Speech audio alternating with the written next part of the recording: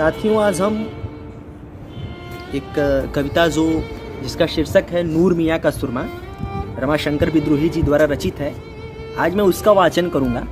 और मुझे लगता है कि कुछ मिनटों की ये कविता अपने कुछ पंक्तियों में भारत को, भारतीयता को और भारत के सहकार के ऊपर बताती है।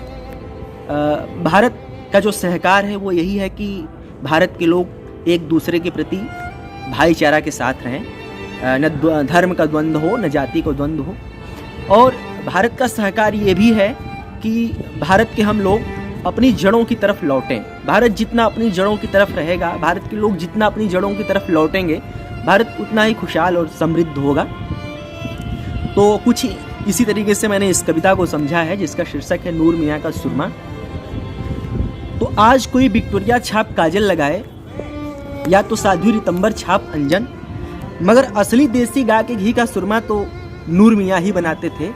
कम से कम मेरी दादी का यही मानना था। नूर मियाँ जब भी आते थे, मेरी दादी सुरमा जरूर लेती थी। एक सीख सुरमा लगाया आंखों में, आंखें भर्रा के बादल हो जाए, आंखें लहरा के गंगा जमुना हो जाए, बुढ़िया की आंखें समंदर की तरह हो जाएं, जिसमें कि हम बच्चे देखें तो पूरा का पूरा दिखे।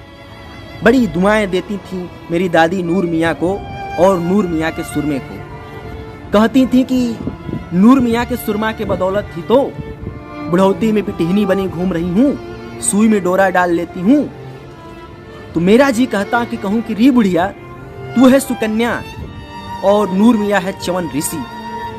नूर मियाँ का सुरमा तेरी आंखों का च्यवन प्राश है, तेरी आंखें आंखें नहीं दीद हैं। नूर मियाँ का सुरमा सुरमा सिन्नी है, मलिदा है। मगर दोस्तों, वही नूर मियाँ पाकिस्तान चले गए। नूर मियाँ क्यों पाकिस्तान चले गए? नूर मियाँ का कोई नहीं था इसलिए पाकिस्तान चले गए, ऐसा कहा जाता है। तो हम नूर मियाँ के कोई नहीं होते थे? हमारी दादी कुछ नहीं होती थी नूर मियाँ के? बिना हमको बताए, बिना हमारी दादी को बताए नूर मियाँ क्यों पाकिस्तान चले गए?